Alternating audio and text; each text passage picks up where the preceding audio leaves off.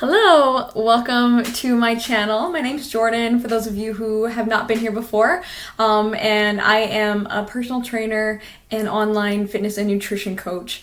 And today I just wanted to talk a little bit about my personal fitness journey, and it's been a long journey. I'll be honest, there's a lot of things that have brought me to this point in my life where I am today, but I'm just going to try and share a few of them. So thanks for joining me, and I hope this helps some of you in your journey. I know it was always so helpful for me to hear about other people and just gain confidence from knowing that they did it, and so I knew that I could do it too, that it was possible. So thanks for joining me here. I just want to start off by saying that I grew up as an extremely stressed out, anxious child, and I did not want to do anything with other people. Like, I was incredibly shy. So that being said, any sort of physical activity, any sort of sports was like the bane of my existence. I did not want to do it. I wanted to stay inside. I used to hide in the bathroom at recess just to try and avoid having to go outside, and teachers would find you and make you go play on the swings, and I absolutely hated it. Like, I just wanted to be inside. Coloring was more my jam. Like, I liked art and I liked crafts and things like that. Fitness to no extent, sports to no extent were something that I wanted to do. So I avoided those things at all costs, and that was my early childhood. My parents enrolled me in everything, but I never really liked it. So that's a little bit about the beginning of my life. Things probably changed the most for me when I was 8 years old. I was diagnosed with type 1 diabetes, and it was pretty dramatic changes in my lifestyle and just in a lot of things for me. A lot about my identity changed at that point. Suddenly I had to focus on not eating sugar, and I had to focus on taking insulin and counting carbs and things like that kind of just skewed with my mindset around food. I was always a kid who liked sugar. Like, my parents would find me in the pantry eating cookies, and I would, some of my earliest memories are me hiding behind doors and things like that, eating cookies. So that was just kind of how it was. I really had a sweet tooth, and that came to bite me in the butt a little bit later. But while I was kind of going through all these transitions with being a type 1 diabetic and not really understanding the role of food, like, what my parents would say was that I probably wouldn't be able to have sugar all my life. And they said that totally out of love. Like, absolutely, they're gems of people. I appreciate everything that they did to help me through that time and just teach me to take care of my body. But to me, like, the thought of losing sugar, something that I was so hyper fixated on to the point that I would sneak stuff almost all the time, like daily, that was a really panicky point for me.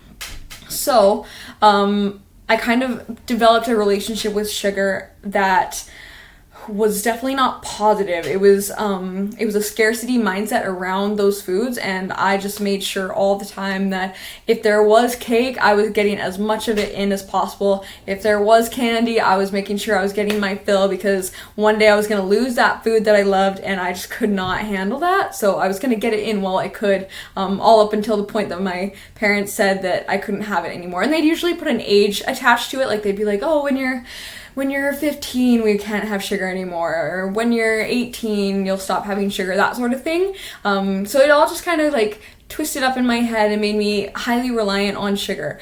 Along with that, spikes and falls of blood sugar caused a lot of sugar cravings, all on its own, really. And so basically, I was a sugar fiend, if I am honest. Fast forward a few years, I'm 11 years old, and my doctor does a blood test and tells me that I potentially have celiac disease.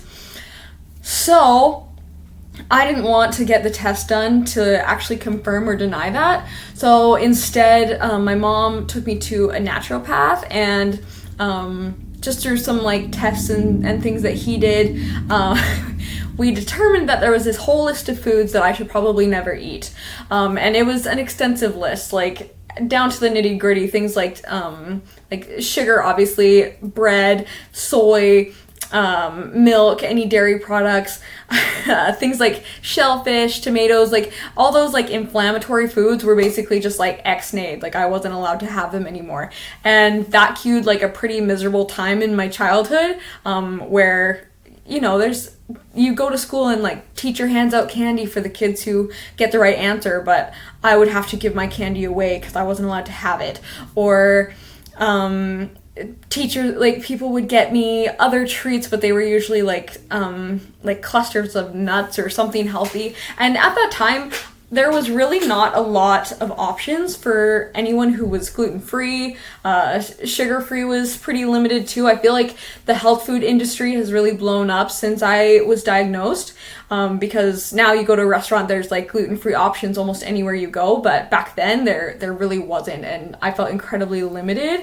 It was an isolating time. Like socially, I didn't feel included. I felt very different, and it was something that was noticed about me quite a lot, was that, oh, she's getting these needles out to like prick her fingers. Like, why do you do that? Like, what's the purpose of that? Or why can't you have sugar? Or people, you know, having candy and being like, well, why don't you eat it? And I'm just sitting there feeling like incredibly left out and different, and not feeling like I could connect to the other kids socially because of this restriction that was on me, that I was the kid with all the health problems who couldn't have the special foods. And it really sucked. Like, and it also really changed a lot of things in terms of what I did eat. And so I couldn't have sugar, I couldn't have like half these foods that I love, so I found comfort in foods that were just high calorie. So I think almost every day, for maybe 2 or 3 meals a day, I would have and I would cook for myself, like eat differently than what my family was eating, and I'd cook for myself, and I would have hash browns cooked in butter with a bunch of eggs, and maybe like some grilled ham. Vegetables were just like not a thing to me. I was such a picky eater that I didn't want vegetables, but then I also wasn't able to have all these like these foods that I actually wanted to have, and so I just relied heavily on having like these core meals that like made me happy, and I relied on those big time. So needless to say, started gaining some weight eating that way, very high fat, high carb diet. So I gained a lot of weight pretty young, and my mom noticed, and she wasn't trying to be rude or anything, but she mentioned to me that I was probably like putting on a little bit of weight. I was about probably 13 when that happened. And she told me I was putting on a bit of weight, and that was the first time that I ever felt any kind of conscious, like my mind just went blank. Any kind of basically insecurity around my body and like how it looked. And I remember going to school that afternoon after she said something, and wearing this big baggy hoodie and just feeling just absolutely like just distraught. Like I was like, I can't be fat. Like that can't be how I am seen. And I really struggled with that.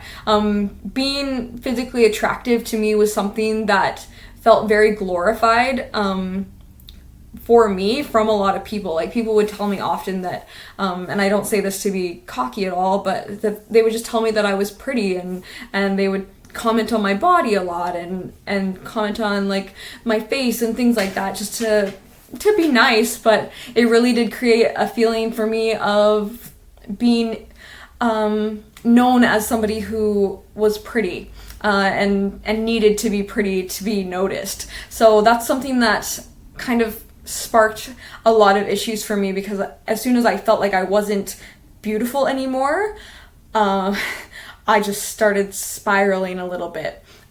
So I started eating for comfort quite a bit. I would sneak more food. I would sneak chips late at night and start to do that.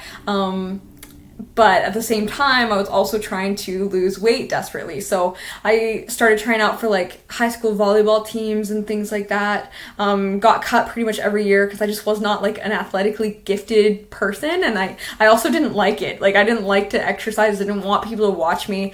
I was still pretty shy. So that all combined basically turned my life into a spiral of I need to lose weight, I'm obsessed with it, I don't want to exercise, and I need sugar to feel happy. And those were the things that kind of defined my early teenage years. So I started skipping meals, started skipping breakfast, and skipping lunch if I could. And then dinner obviously like was eaten with my family, so I couldn't really skip that without drawing attention to myself. So I would eat dinner, and then as soon as I ate dinner, I would just kind of like get ravenously hungry like through the rest of the evening. And no duh, like I was skipping so much food and so much eating and just trying not to eat all the time, just living in a constant state of starvation. And so basically my family would go to bed and I would be up in the middle of the night raiding the pantry, eating everything and eating to the point of fullness. Well, actually not just fullness, but like way past fullness. Like I ate to the point of pain, and then I would go to sleep and wake up the next day and skip breakfast and do it all over again. And that was the pattern of my teenage years, and it just consistently got worse and worse. I did eventually make my junior high grade 9 volleyball team. I just kept trying out and finally made it. And it was, while it was an experience that I don't regret, it was an experience that was incredibly hard for me because I was not as good as the other girls. I wasn't really accepted on the team, I felt, and I didn't really feel accepted or valued by the coach either. And it's nothing, like I hold nothing against any of them. Like they did their best, but for me, I felt incredibly isolated and just not good enough. So all of that combined, again, kind of made me like hate exercise.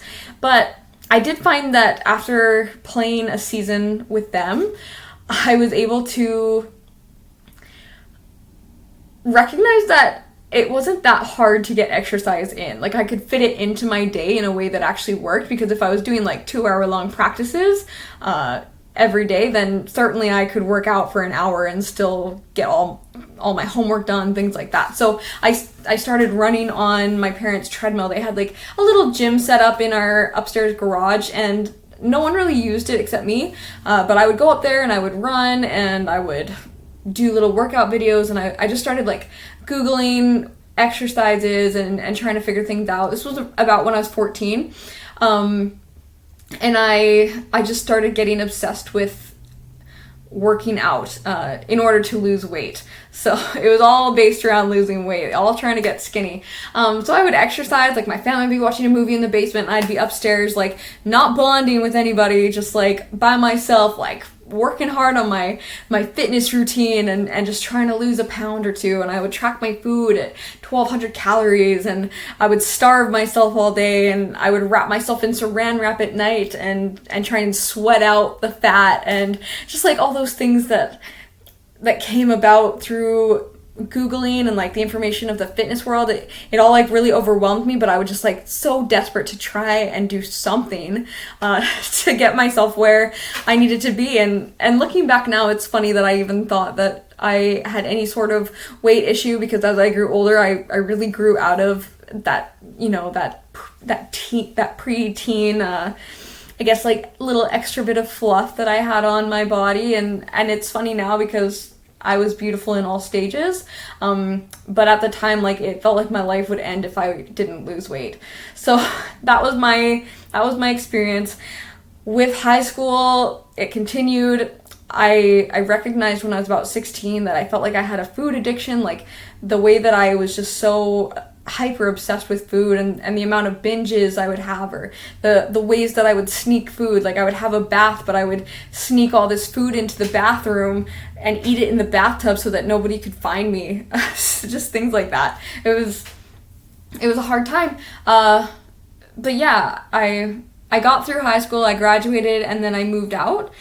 And when I moved out, basically I moved to a place where I had freedom to hit up McDonald's and hit up a gas station pretty much every night. And that's where my eating disorders kind of hit an all-time high, because there was no one to monitor me anymore, and I could just eat whatever I wanted. So I would work, I would stay up late eating, and then I would sleep and go back to work the next day. And that was just that was my life. And at that time I was working at Old Navy, and so I would buy clothes there with pretty much every paycheck. So I didn't really recognize that I was, gaining quite a bit of weight, and that the clothes I was buying were like going up in size. Like I was kind of just grabbing things and like putting them on and being like, oh, it fits, yay.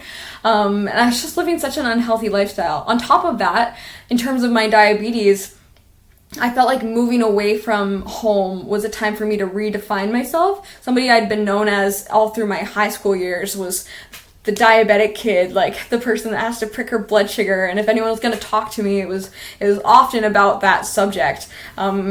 Which it's fine, like genuine curiosity, but I just wanted to be known as something else. So in that space, like with my friends, my new friends that I was building, I did not broadcast my diabetes at all. In fact, I like hid it, like I tabled it. I shoved it so far off the radar that I didn't take care of myself anymore. And we would go out and party all night and just have fun, and I would be absolutely just like obliterated. And I remember one night, I had gotten home really late from a party, and I was so sick, just so sick. And I was sick for days. I basically slept for 3 days, and I had to eventually call my sister, and she took me to the hospital. And I was in the hospital for about 5 days with diabetic ketoacidosis. So basically, my body burning up fat, and through that intense amount of fat, it becoming acidic in my blood. Something that happens to diabetics. You can look up the science or the diagnosis of it, but that was a little bit of a scare, but not quite enough to get me to change just yet. And I had a few more scares like that where I ended up in the hospital while I was living that way. Fast forward, my living situation kind of went downhill. There was a point where we got bed bugs in our apartment. This was my first apartment ever living away from home, and we got bed bugs, and it was such a horrific time. I had a bunch of roommates leave, and I was on the lease, so it was up to me to cover rent, so that just tanked my my finances, and eventually we had to move out, and I moved home and just felt like an utter and complete failure. And while I was home, like I would just eat and like, I'd drive into work, but I would eat and I would lay in bed and I would watch shows, and I was just so depressed. I felt like the life that I was trying to build had just fallen apart. And at that time also, I asked my mom like if she thought I had gained some weight, and she like was honest, and she said that yeah, I had gained some weight, and she still loved me, but she was honest, which is what I wanted. And knowing that, I just I remember laying in my bed one day after work and just knowing that was it. Like I had hit this point, this all-time low, that if I didn't change, then I didn't want to live. Like it sounds dramatic, but it was my experience. Like I didn't want to live anymore if I had to be feeling the way that I felt and looking the way that I looked and things like that. And I in no way think that anyone should ever want to die because of their physical appearance not being what the world dictates. But at that time, like my mindset around my body was that it was inherently flawed and that it would never be good enough, and that if it couldn't be good enough, then what was I even doing here? Like my whole life revolved around this stuff. You have to understand, like my physical appearance, it wasn't just like something that I thought about every once in a while and thought like, oh, it sucks that it's not where I want it to be. It was my driving thoughts. Like every single day of my life was revolving around the fact that if I could not be beautiful and skinny, then I wasn't ever going to be loved. And I certainly wasn't being loved by myself. So that being said, I hit that point. I recognized that I had a choice in that moment, that I could either change my life or I was going to die, whether it came about by my unhealthy habits or whether it came about by maybe even my own choice. I don't know if I got quite that far into the thoughts, but there was that feeling of let it end or change. And that was my that was my changing point. I made a decision to give it one last shot. Like this yo-yo dieting lifestyle that I'd lived since I was about 11 years old, like I just decided this was my last shot. I'd give it one more shot, and if it didn't stick, then like I could cross that bridge when it came to it. But I made the choice to just start walking.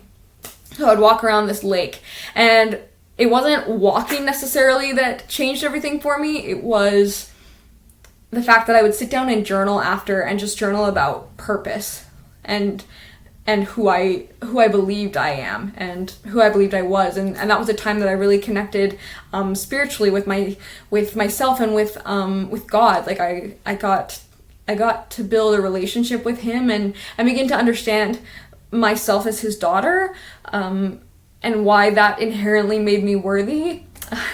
And it was a really defining time for me, and I had been doing this for a little while. I joined a gym, didn't really know what to do there. I was scared to be there. I had people that would come up to me and like correct my form, and it was extremely embarrassing. So I would just stay on the treadmill or the elliptical and just walk or do a little cardio. But I think during that time, as I was exploring my purpose, I asked my mom like what she thought I should go to school for, and at the time I was kind of considering something along the lines of hairdressing or maybe art school, but I just really wasn't sure. And she said to me, well, aren't you so much happier since you've been exercising? Why don't you do something with that? Like, why don't you go, be a personal trainer or like teach group fitness classes or something like that? And it was honestly like the heavens parted and angels sang. Like that's the feeling that I had, because it was so powerful in that moment that I realized just how much that was my calling. Like it was something that I lived and breathed, fitness and health. Like I was consuming it all the time, and I never got tired of consuming it. And I had honestly learned to love working out just for the way that it made me feel. And I learned to love it through high school, and then learned to love it through finding it again. And I just knew in that moment that there were gonna be people like me in the world that I could touch and that I could help. And that was something that felt incredibly empowering to me, that I could be an example and figure it out myself, how to basically save my body, like help myself to function better, and also help other people to function better. And not just that, but like find confidence in themselves, and not just confidence in their appearance, but confidence deep down from doing something hard that they don't like.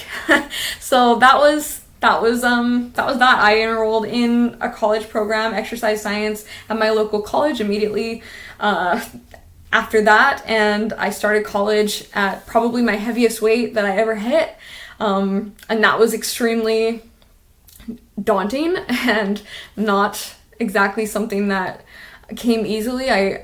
We worked out in a lot of classes, and often I was extremely embarrassed by how far behind I was everybody else, and I wasn't athletic, and I wasn't good at the things that I thought I needed to be good at. But I just always kept in mind that I could be the hardest worker in the room. Like I might not be the most perfect or the fittest, but I could be the hardest worker. And that was my mantra through college, and I did learn so much and loved the program too, and have an incredible passion for it. And after I graduated from that, I was able to get a job teaching group fitness classes, and I did that for 3 years. About a year and a half in, I became head coach and just fell in love with the people and what I got to do every day, and started coaching nutrition there as well.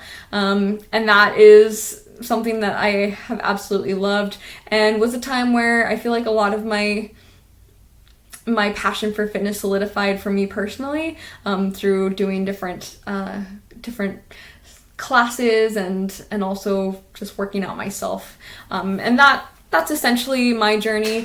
Since that, I got married, and And now here I am in a completely new city, running my own business in personal training and in nutrition coaching. So that's basically my journey. I don't want to make this too long and get any more into details right now. I think in the future I'll share more about specific aspects of my life and my journey, but for now I hope that gives you a little introduction into me. Again, thank you for being on my channel. I really am humbled by the people who are following me already, and excited to expand and get to know more of you, but I hope this can be a space where everybody feels safe to share and to be inspired and learn more from me, and also me from you. And I think that's the value of a community on YouTube, and that's what I'm going to strive to create. So I hope this helped you to get to know me a little bit. If you relate at all, I would love for you to comment.